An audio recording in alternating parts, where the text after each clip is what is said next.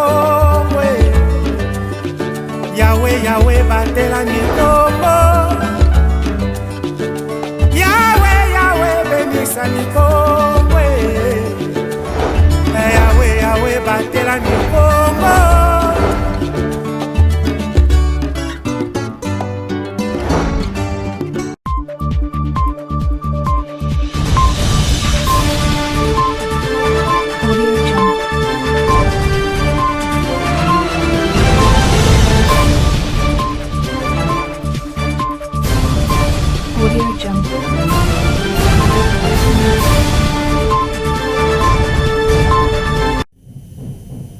Merci de nous rejoindre pour votre rendez-vous d'actualité. Messieurs et dames, bienvenue à cette édition du journal.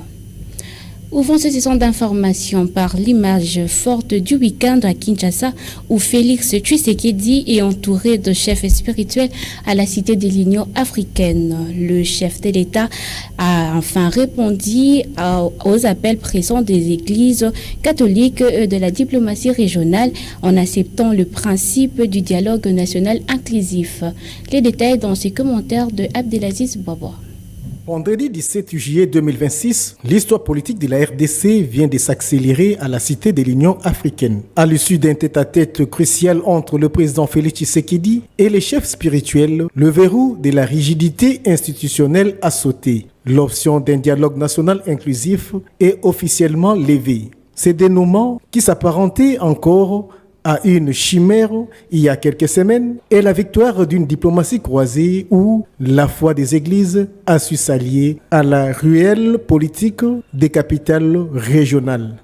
Il a fallu près d'une année de tractations souterraines, des navettes diplomatiques éprouvantes et des pressions politiques multiformes pour faire plier la forteresse de Kinshasa, alors que l'entourage de Félix Tshisekedi balayait d'un revers de la main l'idée même d'un forum national. Pourtant, la CENCO et les CC n'ont jamais désarmé. La force de persuasion des églises n'aurait peut-être pas suffi sans le coup de pouce décisif de la diplomatie de voisinage. À Bujumbura, où le président Évariste Ndayishimiye, président en exercice de l'Union africaine, a reçu l'opposition et les églises congolaises au début du mois de juillet dernier, une exigence de la flexibilité de la part du pouvoir congolais a été demandée par le président burundais. À Brazzaville, le patriarche Denis Sassou Nguesso a joué les facilitateurs de l'ombre en accordant les violons avec le cardinal Ambogo le 9 juillet pour offrir à Kinshasa une porte de sortie honorable. Pendant ce temps, à Luanda, João Lourenço maintenait la pression pour que le processus de paix régionale s'articule enfin avec une stabilité politique interne à la RDC. En cédant vendredi dernier devant les chefs spirituels, Félix Tshisekedi fait preuve d'un pragmatique politique salvateur. Cependant, le plus dur commence. Si l'option est levée, le format, la liste des participants et les conditions exactes de ces assises restent à définir.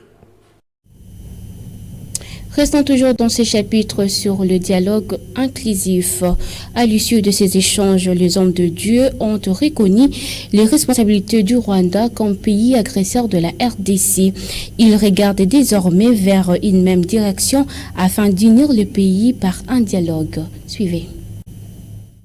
Nous sortons d'un entretien très important avec le président de la République. Cet entretien fait suite aux initiatives que lui-même avait déjà prises en allant à la rencontre du chef de l'État du Burundi et puis du Congo-Brazzaville. Ce sont des échanges qui ont porté essentiellement sur des sujets d'intérêt national. À l'issue de ces échanges, nous avons eu à nous rendre compte que notre pays, la République démocratique du Congo, a besoin de communion entre le fils et les filles du Congo. L'unité, la communion pour être solide, pour être fort. Comme vous le savez tous, notre pays aujourd'hui souffre d'une agression qui vient essentiellement de l'Est du Rwanda. Nous le savons. Mais comment pouvons-nous faire face à une telle agression si nous sommes divisés entre nous, les fils et filles du Congo. À l'issue de nos échanges et face aux enjeux, le chef de l'État, conformément à l'initiative qu'il avait déjà prise en allant trouver ses collègues chefs d'État de pays voisins, a levé l'option, et j'ai l'honneur de vous l'annoncer, le chef de l'État a levé l'option d'engager notre pays dans un dialogue entre fils et filles du Congo, un dialogue inclusif, naturellement, aux conditions qui se préciseront chemin faisant. C'est l'occasion pour moi aujourd'hui, au nom de tous mes collègues qui sont ici, les chefs religieux, d'exprimer ma gratitude au président de la République qui, en tant que père d'une nation, d'une famille, s'est surpassé, s'est dépassé, je dirais, pour prendre cette initiative et inviter tous les fils et filles du Congo à s'asseoir et à se dire ce qui ne va pas. Voilà pourquoi aujourd'hui je lui dis de tout cœur merci pour cette hauteur. Merci aussi pour les autres chefs d'État qui nous ont aidés, notamment le président du Burundi et le président du Congo-Brazzaville. Nous pensons que, après que le président a levé cette option, dès lors que cette option est levée d'aller à un dialogue inclusif entre fils et filles du Congo, c'est à nous tous, ceux qui sont au pouvoir, tout comme ceux qui sont dans l'opposition, de s'inscrire dans cette dynamique pour que cette initiative puisse aller de l'avant, porter de fruits, pour que tous les fils et filles du Congo puissent vivre enfin en paix, dès lors que les motifs d'agression à notre pays seront aussi enlevés. Et qu'attend le gouvernement par dialogue inclusif? Le porte-parole de l'exécutif a fixé les règles du jeu. Pour lui, c'est le Congolais qui dénonce ouvertement le Rwanda comme agresseur et rompt tout lien avec Kigali, admis autour de la table. Suivez le ministre de la Communication, Patrick Muyaya, dans cet extrait. Nous avons eu de longues discussions avec les chefs des églises.